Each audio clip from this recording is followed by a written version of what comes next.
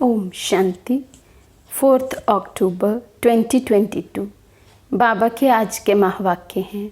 बाबा समझाते, मीठे बच्चे, तुम्हें बाप को याद करने की रेस करनी है।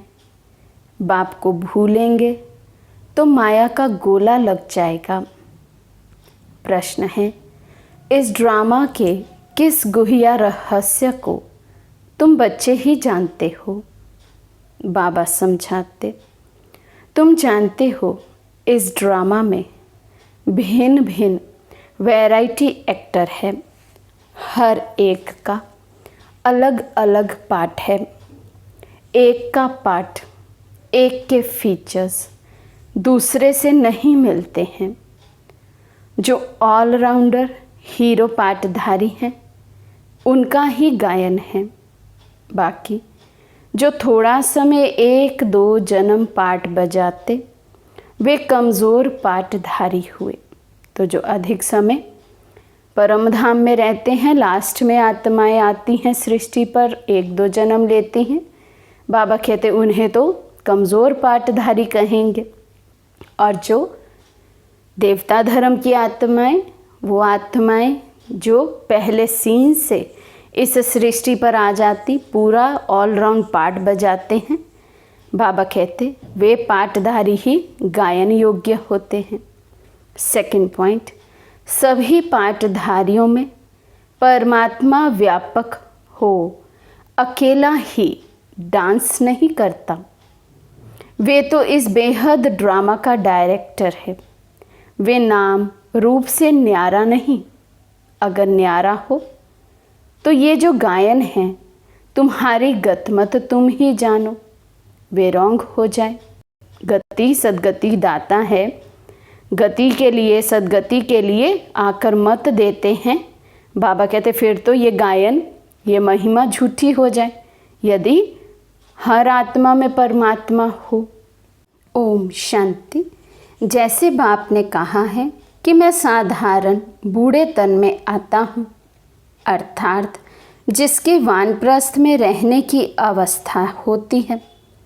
वानप्रस्थ अर्थात वाणी से परे, वे तो हुआ निर्वाण धाम। सुख धाम, दुख धाम अर्थात जहाँ मनुष्य रहते हैं। सुख धाम में मनुष्य रहते हैं, वहाँ उन्हों को सुख मिलता है तो नाम सुख धाम रखा है। धाम में कोई रहते हैं। अच्छा, फिर शांति धाम कहते हैं। वहाँ तो मनुष्य रहने वाले नहीं हैं। शांति धाम कहने से फिर सिद्ध होता है वहाँ आत्माएं रहती हैं।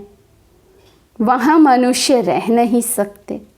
ऐसे नहीं कि मनुष्य सतयुग में शांति में रहते हैं तो कोई गुफा में रहते हैं, वह मन को अमन कर देते हैं। नहीं, वहाँ तो है ही एक अद्वैत धर्म, द्वैत की बात नहीं। फिर जितने धर्म बढ़ते जाते हैं तो द्वैत बढ़ता जाता है। जहाँ द्वैत है वहाँ अशांति है। बाबा कहते जहाँ एक के बदले 2 हुआ, द्वैत हुआ, वहाँ अशांति हो जाती है। सतयुग में एक धर्म है, एक कुल, एक धर्म, एक भाषा वाली वो जगह है, वो दुनिया है। इसलिए बाबा कहते वहाँ आत्माएं शांति में भी रहती हैं तो सुख में भी रहती हैं। वानप्रस्थ उनको कहा जाता है निर्वाण धाम।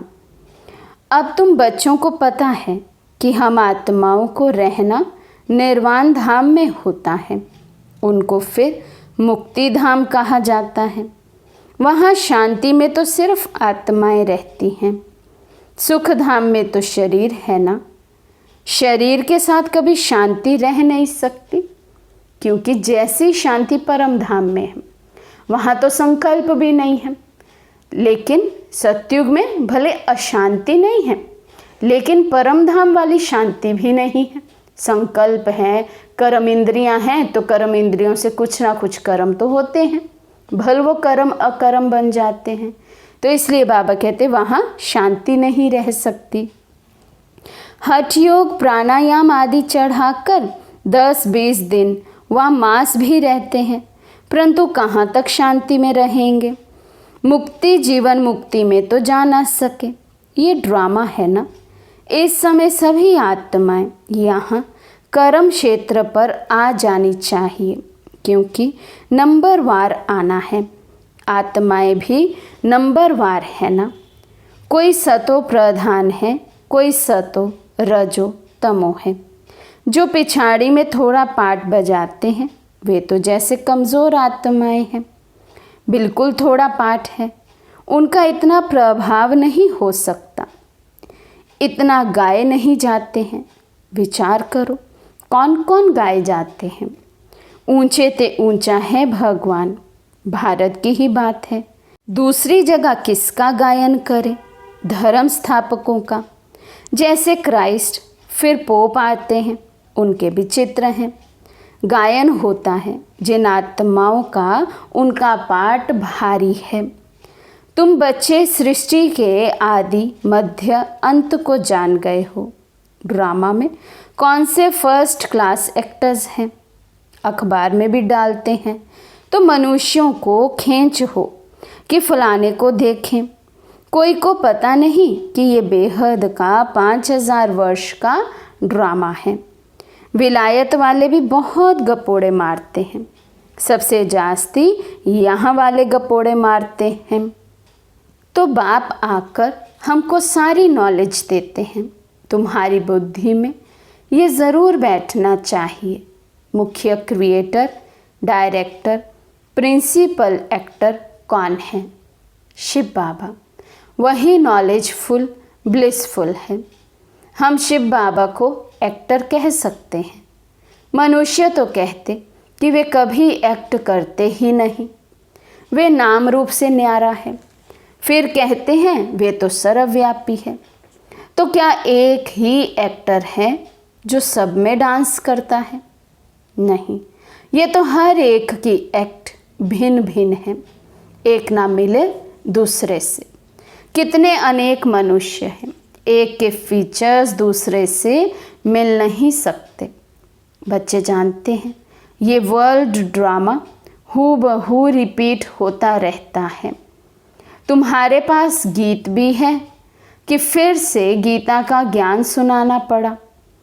बाप कहते हैं तुमको मैं कितना बारी ज्ञान सुनाता हूँ।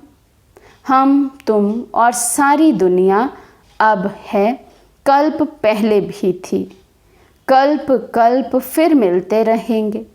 दूसरी और दुनिया होती नहीं। बाबा कहते हैं यही एक दुनिया है, और तो कहीं जीवात्माएं, मनुष्य आत्माएं होती नहीं। तो आत्मा और परमात्मा का मिलन भी यहाँ ही होता है। बाप कहते हैं हम एक है, तो रचना भी एक है। गॉड इज़ वन, दूसरे नाम निशान नहीं। ऊंचते ऊंचा है ही एक शिव बाबा। फिर कहते हैं त्रिमूर्ति ब्रह्मा। त्रिमूर्ति में ब्रह्मा को जास्ती रखते हैं। त्रिमूर्ति शंकर नहीं कहेंगे। गाया भी जाता है देव देव महादेव। पहले ब्रह्मा आता है। इन 3 देवताओं में नंबर 1 है ब्रह्मा। ब्रह्मा को ही गुरु कहते हैं। शंकर को व विष्णु को कभी गुरु नहीं कहेंगे। त्रिमूर्ति में मुख्य ब्रह्मा है। वे सूक्ष्म वतनवासी तो है संपूर्ण ब्रह्मा। फीचर्स तो एक जैसे ही हैं। तो ऊंचते ऊंच हुआ शिव बाबा, सभी का बाबा। फिर गाया जाता है ग्रेट ग्रेट ग्रैंडफादर, जिससे मनुष्य सृष्टि रूपी सीजरा निकलता है। ये मनुष्य सृष्टि रूपी झाड़ है। पहले पहले एडम अर्थात आदि देव आदि देवी, उनसे रचना रचते हैं। परंतु ब्रह्मा कुमार कुमारी कोई सब थोड़े ही बनते हैं। जो ब्राह्मण बनते हैं वही फिर देवता बनते हैं। ये पढ़ाई है। यज्ञ में चाहिए भी ब्राह्मण। वे ब्राह्मण लोग मैटीरियल यज्ञ रचने वाले हैं। तुम्हारा यज्ञ है रूहानी। उनका यज्ञ कुछ समय चलता है, फिर पिछाड़ी में आहुति डालते हैं, तिल घृत आदि। ये तो बड़ा भारी यज्ञ है। इसमें सारी दुनिया स्वाहा हो जानी है। सतयुग त्रेता में कभी यज्ञ होता नहीं। वे यज्ञ रचते हैं उपद्रव मिटाने के लिए। उपद्रव शुरू होते हैं द्वापर से। बाप कहते हैं इस यज्ञ के बाद फिर आधा कल्प कोई यज्ञ होता नहीं।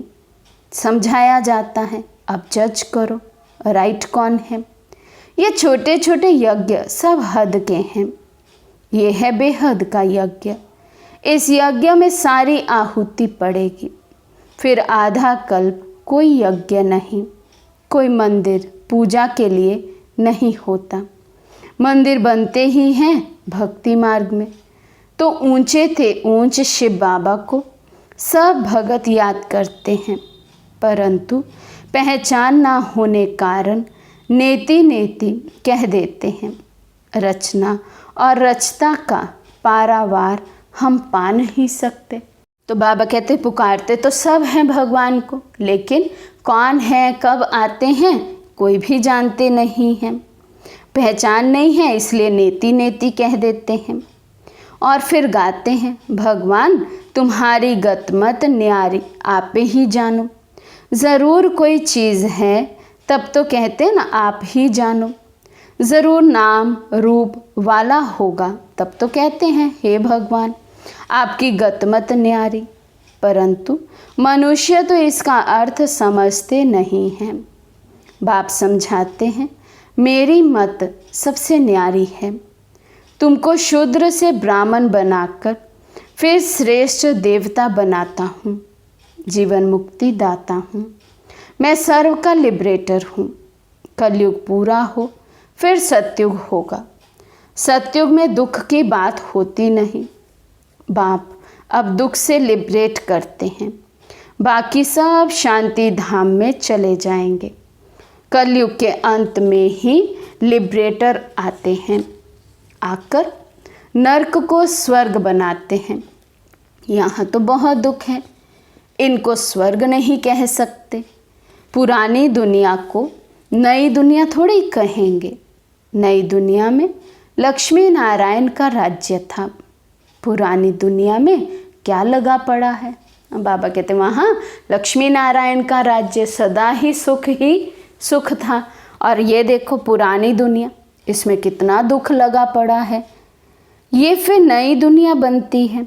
ऊंचते ऊंच बाबा ही आकर पुरानी दुनिया से नई दुनिया बनाते हैं। सूक्ष्म वतनवासी ब्रह्मा विष्णु शंकर को देवता कहते हैं। ऐसे कहाँ भी लिखा हुआ नहीं है कि प्रजापिता ब्रह्मा सूक्ष्म वतनवासी है। सूक्ष्म वतन में थोड़े ही प्रजा होती है। प्रजापिता ब्रह्मा तो ज़रूर यहाँ ही चाहिए। ऊंचते ऊंच शिव बाबा, फिर सेकंड नंबर में है ब्रह्मा। शिव बाबा इन ब्रह्मा द्वारा बैठ सर्विस करते हैं। ब्राह्मणों को देवता बनाते हैं। ये तो है ही पाप आत्माओं की दुनिया, रावण राज्य।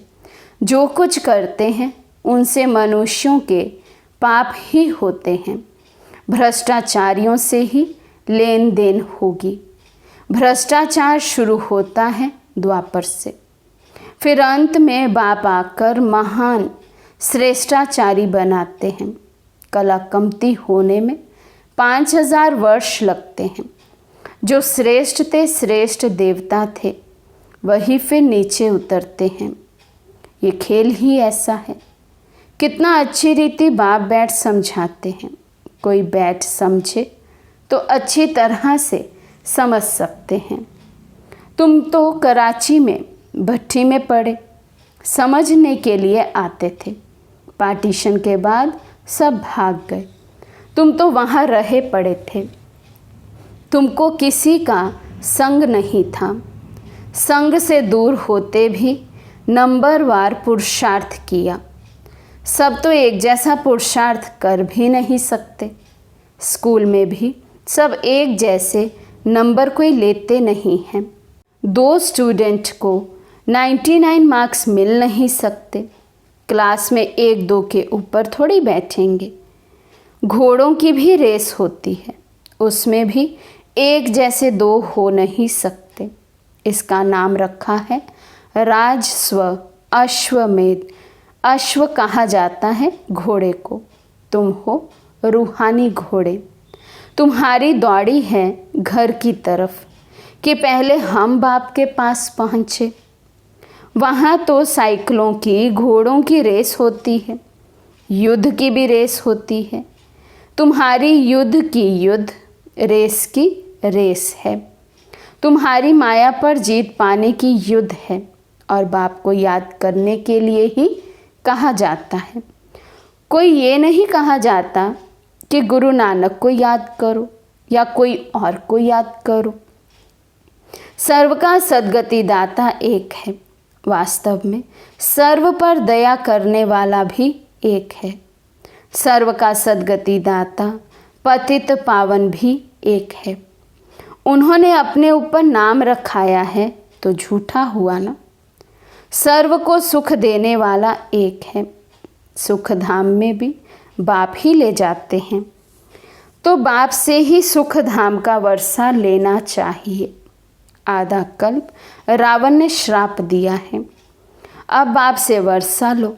ये तो है ही पाप आत्माओं की दुनिया। देवताओं की है पुण्य आत्माओं की दुनिया। पाप की दुनिया में पुण्य होता नहीं। ये तो गपोड़ा मारते हैं कि फलाना मरा स्वर्गवासी हुआ। अरे स्वर्ग है ही नहीं तो फिर स्वर्ग में जन्म कैसे मिलेगा? ये भी समझने वाला समझे। समझने के लिए कोई यहाँ बैठना नहीं है। भल विलायत में रहो, परंतु 7 रोज़ बाबा के संग में ज़रूर रहना पड़े, क्योंकि संग तारे कुसंग बोरे। अगर तीर लग गया तो कहेगा और 7 रोज़ रहना है। तो बाबा परीक्षा भी लेते हैं कि पूरा निश्चय है, दिल लगती है, तीर लगता है, बाप पढ़ाते हैं। अरे बाप के पास तो रहना चाहिए ना। जब पक्का रंग लग जाए तो विलायत में भी जा सकते हैं। अभी पवित्र बनेंगे तो 21 जन्मों की राजाई मिलेगी। कम बात है क्या? एक जन्म पवित्र बनो, कोई बड़ी बात नहीं है। बाबा युक्तियाँ बहुत बताते हैं। आहिस्ते आहिस्ते युक्ति से चलो, जिससे खिटपिट ना हो, दोस्ती भी रहे और अपने आप को छुड़ाते भी रहो। बाबा राजू रमजबाज है तो रमज अर्थात युक्ति बताते हैं। ऐसे ऐसे करो। बहुत बच्चियां भूं भूं करके पति को ले आती हैं, फिर पति स्त्री के चरणों पर गिरते हैं कि इसने मुझे बचाया। वे ब्राह्मण तो विकार का हथियाला बंधवाते हैं। यहाँ ब्रह्मा और ब्राह्मण हथियाला बांधते हैं पवित्रता का। वे कैंसल करते हैं। बच्चे कहते भी हैं, बाबा आप हमको स्वर्ग में ले जाते हो, आपकी हम क्यों नहीं मानेंगे। खुशी से पवित्रता का कंगन बांधते हैं। अच्छा, मीठे मीठे सिके लदे बच्चों प्रति माता पिता बाप दादा का याद प्यार और गुड मॉर्निंग। रूहानी बाप की रूहानी बच्चों को नमस्ते। हम रूहानी बच्चों की रूहानी बाप दादा को दिल व जान सिक व प्रेम से नमस्ते नमस्ते नमस्ते जी। धारणा के लिए मुख्य सार। फर्स्ट पॉइंट, पवित्र बनने की युक्ति आपे ही रचनी है। 21 जन्मों की राजाई के लिए पवित्रता की प्रतिज्ञा करनी है। सेकंड पॉइंट, श्रेष्ठ ते श्रेष्ठ बनने के लिए श्रेष्ठाचार्यों से लेन देन करनी है। बाप के संग में रहकर निर्भय बनना है। आज का वरदान है, सर्वशक्तिमान के साथ की समृद्धि द्वारा सदा सफलता का अनुभव करने वाले कंबाइंड रूपधारी भव। सर्वशक्तिमान के साथ की समृद्धि द्वारा सदा सफलता का अनुभव करने वाले कंबाइंड रूपधारी भव। सर्वशक्तिमान बाप को अपना साथी बना लो तो शक्तियाँ सदा साथ रहेंगी और जहाँ सर्व शक्तियाँ हैं वहाँ सफलता ना हो ये असंभव है।